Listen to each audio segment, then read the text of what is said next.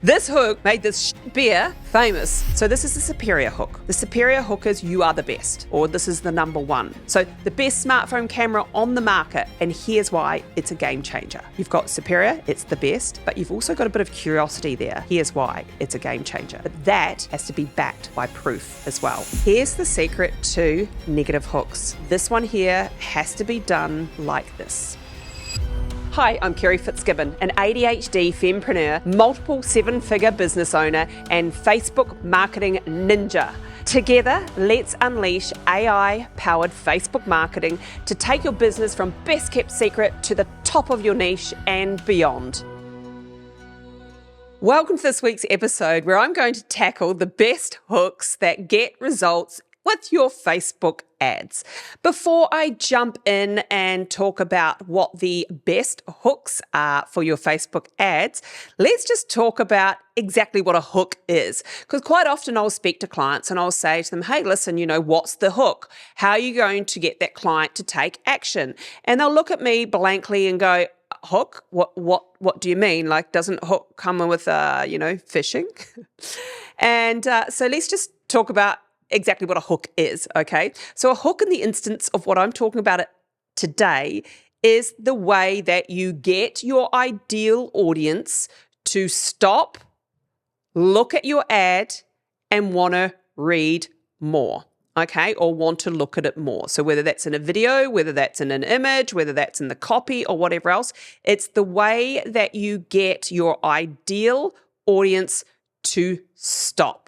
Hence the reason it's called a hook. It hooks them in to wanting to know more, okay?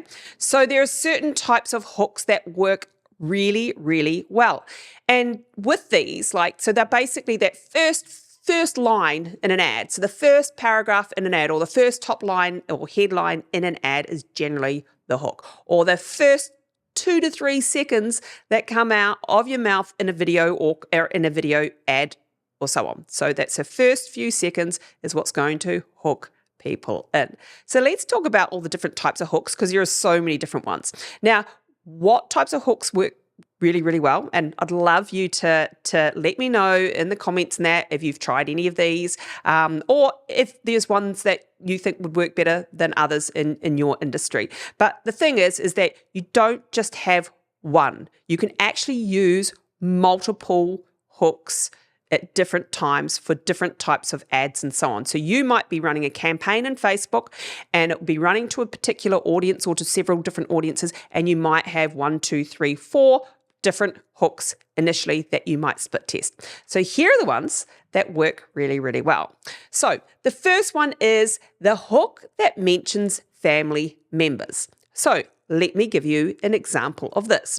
So it could be, I watch my brother struggle with back pain every day until he, and then you could go into the rest of the ad like that. But the hook is, I watched my brother struggle with back pain every day until he, and then you introduce your product or service, or until he did this thing, okay? So that is an example of mentioning a family member in a hook. So why this works is family-related hooks, they create a personal connection and they evoke empathy, okay? They can make your ad feel more relatable and genuine. And it really does help if you do share, real life experiences or so on, okay? So maybe it might be from a testimonial if you're going to use the family hook in an ad. The best practices for a family hook in the ad is to use authentic stories that you may have heard from clients, stories that you may know yourself or whatever else. It might be actually why you got into doing the product or service that you're selling. It might be because you started selling what you're selling because you had a family member, and it might be, a brother, a sister, a child or whatnot that was experiencing some type of problem, and you actually provided the solution. These can work really, really well, but do highlight how your product and service solved a problem, improved a situation, and ensure that that actually sounds genuine, okay, and is really relatable to the store, to the audience when you're using the family type of hook, okay? That's hook number 1. This is in no particular order, by the way, okay? So another hook that you can use is mentioning a specific time period, Okay, so there's different types of time periods that you can use in hooks, but this is just to hook people in. So it could be, before summer started, I was struggling with my weight. Here's how I transformed it in just 30 days. Okay, so it's before summer started, I was, or before, and then a particular date range, I was, now I'm not. Okay, so why this works is mentioning a specific time period, so seasons, events, and so on, they provide a deadline. They also can create a sense of urgency as well. So it's people, quite often ads have to have that urgency and a little bit of scarcity in it. So if you have a timeline, an event or a timeline or a time period or something like that, or a date, it does create more of an urgency and can work quite well. It does, again, help if the audience can relate to that specific time frame. Okay, you know, the old summer bodies are made in the winter, right? Make sure that you start, now before it gets to summer and so on. So those are the ads that work really well for time period ones. Your best practices for these are you align your hook with a relevant time period or an up and coming event that your audience is likely to care about, okay?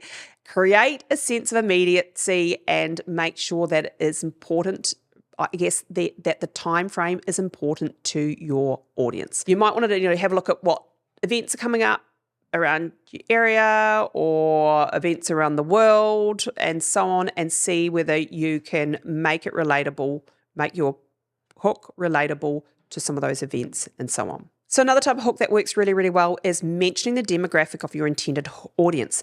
This works in a couple of different ways.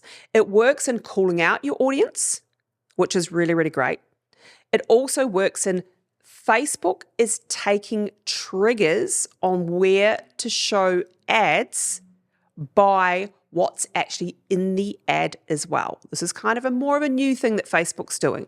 So if you want to show your ad to a specific demographic, then call them out in an ad, call it out in the hook. Therefore, you are most likely to get that type of demographic. So here's an example of that. So women CEOs are more likely to carry belly fat. Here's why. And you can talk about that in your ad. Let's just say if you were, wanting to call out women who are CEOs and you were selling perhaps a weight loss product and so on, then call it out, mention in the ad. It works well because you're targeting specific demographics, you're calling them out. So the hook speaks directly to the needs and concerns of your intended audience. It also helps in crafting the message that feels tailored and relevant to your end user, okay? Keep in mind that if you can speak directly to your demographic, you know their fears, you know their frustrations, you know the problems and so on, and your ad resonates to them, so they can listen to your ad or see your ad and go, this speaks directly to me. It actually does a couple of different things here, this one. One is, if they think that your ad speaks directly to them and they can resonate to that and they engage with it, it actually also can drop your ad costs as well. Because Facebook or Meta is trying to please two masters, the master of the person scrolling through the news feed, the end user, and also it needs to make money. So it needs to make money, and it makes money from ads. So if you're a business running ads, you can call out your specific target audience with something that's worrying them, and how you can provide the solution to that problem and so on, and they engage with their ad. It'll actually drop your advertising costs at the same time. So it has a two-pronged approach, this one. The best practices for this is to do the research. Find out who your demographic is. Use that demographic data to understand your audience needs, desires, pain points, and then craft hooks that directly address these aspects. Make your ad feel like it's personalized and like it's engaging. You understand, right? This is really, really important. This one here does take a little bit of research, and it's really good when you're doing the demographic ones to actually have different types of hooks inside the demographic hook. As well. So it could be, woman CEO, here's why women CEO experience belly fat more than many other professions out there. Or it might be 5 out of 10 women CEOs experience belly fat, and here's why. So it's a couple of different ways to spin hooks as well, inside hooks. So hook inside the hook, so to speak. So another hook, and actually just on that, because the 5 out of 10 people, etc., this is called it can be a two-pronged approach here, or two-pronged hook. It can be an educational hook or a fact hook, okay? So the example of this would be, did you know that 80% of people make these common mistakes when they're setting up their home office, let's just say, okay? Learn how to avoid them by X, Y, Z, and then you provide the solution to that as well. So did you know that 80%? So it's a educational, did you know 80%? But it's also a fact that 80% of people have these issues when it comes to setting up home offices. Let's show you how you can avoid those. This works because the educational hook, it offers value by providing useful information or tips. They position you as a brand they position you also as the expert because you're educating at the same time. Okay, and it really does help you build trust with your audience. So the best practices for this is make sure that you, again, do your research. Find some of those little insights, tips, or educational content that addresses common problems or questions your audience may have. Now, make sure, again, that the information is relative and that it's actionable at the same time. So you don't want to give a fact or an education on something that's perhaps can't be solved with your product or service, right? You want to make sure that whatever it is, that you provide the solution or the desired outcome and that they can take action now upon that. That's when it works the best, okay? So this little hook, we all love these ones, okay? This little hook that I'm about to tell you about works super well because it's kind of can create a little bit of FOMO, right? Fear of missing out to a certain extent. This is called the regret hook. So don't be like 90% of people who wish they had invested in the Gold Coast 20 years ago. Do this instead, okay? So it's don't be like most of the other people, 90% or so on. Make sure you don't end up regretting that. In fact, I, often use this one like, don't be that person that sat in my audience in one of my workshops and you watch someone who'd been sitting next to you and they're a business builder on the stage and they've just hit 7 figures over the last 12 months working with me. Don't be that person sitting there going, uh-oh, that could have been me, okay? A bit shorter like that. You've got to do a shorter hook, but don't be like the 90% and so on. That works super well, the regret hook as well. And like I said, one of the reasons why it works really well is most people don't want FOMO. They don't want to feel like they've missed out and they don't want to have negative emotions associated with missed opportunities as well. So they are actually motivated to act now to avoid future regret. So some of the best practices for these include highlight common regrets or missed opportunities related to your product or service. Emphasize how your offering can help users avoid those pitfalls as well. And you might want to, which is going to be a hook I'm going to talk about in a minute, dig the knife in a bit more, okay? Really don't want to miss out on this opportunity type of hook. So this one here, again, it's actually a really, really good one as well. And so a negative hook, all right? So this one here, you have to watch out how you do negative hooks. This can be seen as pointing out personal attributes if done wrong. And if you point out personal attributes, Facebook doesn't like it, okay? So you'll find that your ad will not run. So they'll, disapprove your ad. So this one here has to be done in a specific way. So like this. Tired of sleepless nights? Here's why your current mattress might be the problem. That's the way to do it. Don't do, are you tired of sleepless nights? It's the are you in front of it that would get your ad, it won't run. Facebook will disapprove it, okay? So this one here has to be done in a specific way, and you can point it out but not put the you in front of it. So tired of sleepless nights, here's why your current mattress might be the problem. So here's why the negative hook draws attention and works, because it actually does draw attention to addressing problems or pain points that your ideal audience has.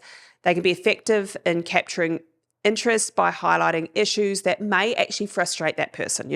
If someone is sitting there and I'm like, I just cannot get to sleep at night, and their days are worse and they're getting more and more tired and so on, it could be affecting every part of their life. Actually pointing out tired of sleepless nights, it actually might be a mattress, would make them go, oh, I never thought of that. Actually, it might be. And then look at, obviously, buying your mattress if that's what you were selling as well. So the best way this works is really, again, it's research. Identify common pain points or problems that your target audience faces. Use negative language to highlight these issues. Then present your solution as a remedy that they may have not even thought of before. Okay? So another type of hook that works really well is what we call it's a two-pronged one again, this one. So it's either a point of view hook or a future pace hook. So point of view or future pace. Here's how this one works. So you want to go, imagine waking up every day feeling refreshed and energized. This is what it's like with our new sleep system. Let's go on the sleeping phase here, okay? So imagine waking up every day feeling refreshed. Now, this hook with the negative hook, side by side as a split test, work really, really well. Some people are more motivated by, are you so tired of XYZ? Others are motivated by imagining what their life would be like if they, okay? So these two hooks, like I said, work really, really well as a split test. So imagine waking up feeling refreshed and energized with this new, sleep system, blah, blah, blah. So like I said, one of the reasons why this actually works is it does invite the audience to start envisioning themselves, future pacing, experiencing the positive outcome. They create a mental picture of how life could be like with your product or services. So what you want to do with this one is create scenarios that allow the user to start imagining the benefits of your product or service. Make the experience vivid and appealing. Because here's the deal. People buy by emotion, right? They buy by emotion. If you can evoke a certain emotion, whether that's positive, negative, whatever else, but in this instance, it would be a positive emotion. That's the emotion that triggers the buying, thought. They actually justify with logic, okay? So if your hooks can get that, evoke emotion in people, they will automatically, if they'll justify it with logic. So buy by emotion, justify with logic as well. And we've all done it. I mean, hello, I didn't really need the extra pair of tanned Ugg boots, did I? But when I saw them, I imagined myself and how amazing I would look in those Ugg boots, and they would make me look more fantastic. And then the logical mind sets in, oh, shivers, they are expensive. However, I'll wear them every day. They go with absolutely everything. And so on and so on. That's the logical mind. But the emotion is what's triggered. Oh, and you sit there and that looks amazing on me. So get that emotion, try and evoke emotion in people with that type of hook. So another type of hook that works well, this can work well, but only if it's true, okay? Works well only if it's true and it can be backed up, not if it's just thrown out there. So I'll give you an example of this one. So this is the superior hook. The superior hook is you are the best, or this is the number one, or so on. So it actually has to be, and you have to back it and with this. So the best smartphone camera on the market, and here's why it's a game changer, okay? That type of hook would create curiosity at the same time. This is the best smartphone camera on the market. Here's why it's a game changer. So you've got superior, it's the best, but you've also got a bit of curiosity there.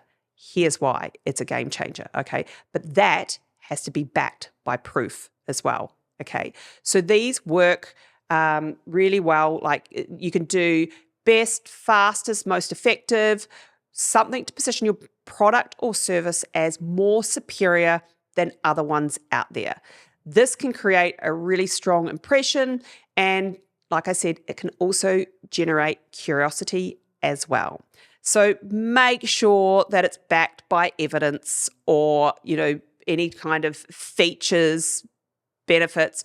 Use compelling language to highlight what sets your offering apart from your competitors, okay? So make sure it is backed with the superior type of hook.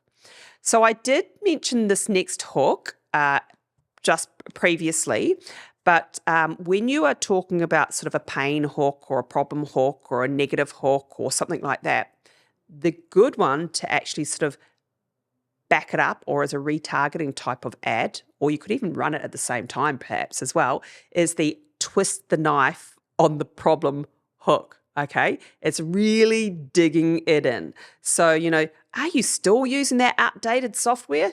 Here's how it's costing you, all right? Are you still? And then make it a really obvious, problem or thing that they're doing. And then here's why it's costing you, or here's why you're doing it wrong, or here's why, whatever else. So that's the twist the knife on the problem hook. This works really well. And like I said, it works really, really well in conjunctive with a problem or a negative type of hook. So one of the reasons why this works is it emphasizes the ongoing impact or consequences of a problem, making the issue more pressing. So it increases the urgency for the audience to actually start seeking a solution. So what you want to do with this particular hook, the twist the knife, is focus on the long-term effects or additional costs associated with the problem your product or your service addresses.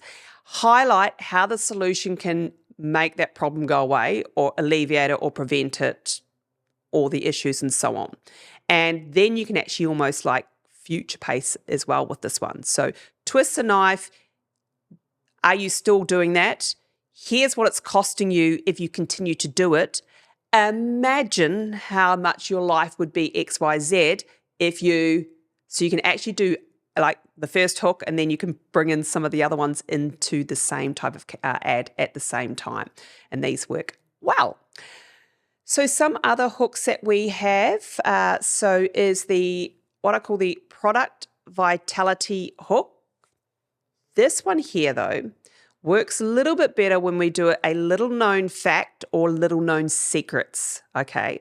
So a couple of different ways you can use this one here, but it's just it's the little known or, so discover the groundbreaking technology that's revolutionizing skincare is one way of putting it. Discover the XYZ, groundbreaking technology. So that's the type of vitality hook around, this revolutionary skincare.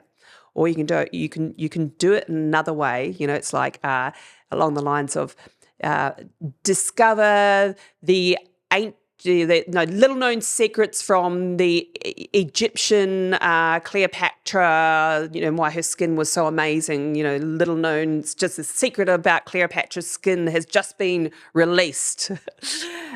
So little known facts or vitality hooks, and make sure it is. I've amount of clients I've spoken to where I've, sort of said to them, listen, about their products or services and whatever else. And they've said, oh, it was, way back. And then the Indians used to use this particular, root, and it used to come from the ground, and they used it with their many centuries ago. And it used to, I don't know.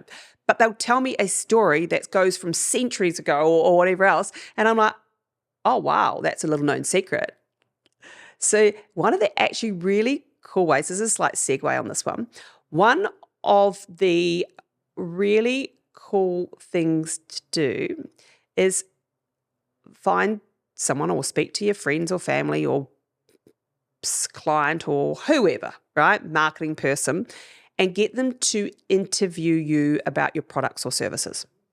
And you need to just tell them all about your products and services, benefits, features, and so on, and go right back into the history or whatever else, as far as back as you can go about your product and service and stuff, and see if they can find a little known fact for you. Because sometimes when you're a little bit too close to your product and service, you do not realize that there could be a little known fact. Okay, I'm going to give you an example. There was a famous beer in the States, as in drinking alcoholic beer, right? And it wasn't famous. The problem was it wasn't selling very well. And so this is years ago. So a marketing person came out to the factory where they made the beer and was like, and then they were taking him on the factory tour. And the person taking him on the factory tour was going, and like, so we bring spring water out from the ground and we take them through these, beautiful copper pipes, and it cools down to X amount of temperature. Every single beer is made with this spring water from the copper pipes and blah, blah, blah. And the marketing person goes, oh, okay, wow, that's amazing. Why aren't you highlighting that? And he goes, but every beer distillery does this, right? So to them, it wasn't everyone did it, but no one spoke about it. So this beer company ended up telling the story about how all its beer came up through the ground, spring water, and fresh through the spring water, was filtered through these copper filtrations pipes and into the bottle that you drink today. And it went from, number 20 to, I think, number 3 or 4 in America, just because it told the story of a little known fact that maybe everyone did, but no one else talked about. So think about if there's something like that in your business that you can bring into either a vitality hook or a more like a little known fact or secret hook. Last but least with hooks, one of my favorite hooks in ads is what we call the curiosity hook. And the curiosity hook is something along the lines of, did you know most people don't make it past day 10 of a diet? And then people go, don't they? And then in their head, they do a drop and think, actually, that's right. Every single diet I've been on, I actually have only made it to about day 10. Oh, why? All right? The curiosity hook works super well. They say curiosity killed the cat. Curiosity hooks make you more money in your advertising, all right? So see what you can do with some of the hooks. So I've gone through about 11 different hooks here today, different ways you can use them. You can mix them up. They do work really, really well. Make sure that you do try some of these in your ad copy and let me know how it goes. If you found this interesting and you really liked what I covered today, make sure that you do subscribe to my podcast on your favorite podcast app and follow me on my socials. And if you do like any of my episodes and that, give me a 5-star rating and let me know if there's anything else you want me to cover in the world of marketing on Facebook or the metaverse. And I look forward to seeing you on the next episode. Thank you for joining me. If this episode helped you get your business one step closer to the top of your niche, then I'd love your support with a 5-star review on Apple Podcasts and Spotify. And don't forget to subscribe on your favorite platform too. Don't let your journey end here. Connect with me and my community of like-minded female entrepreneurs at Kerry Fitzgibbon on social platforms. I look forward to helping you build your business.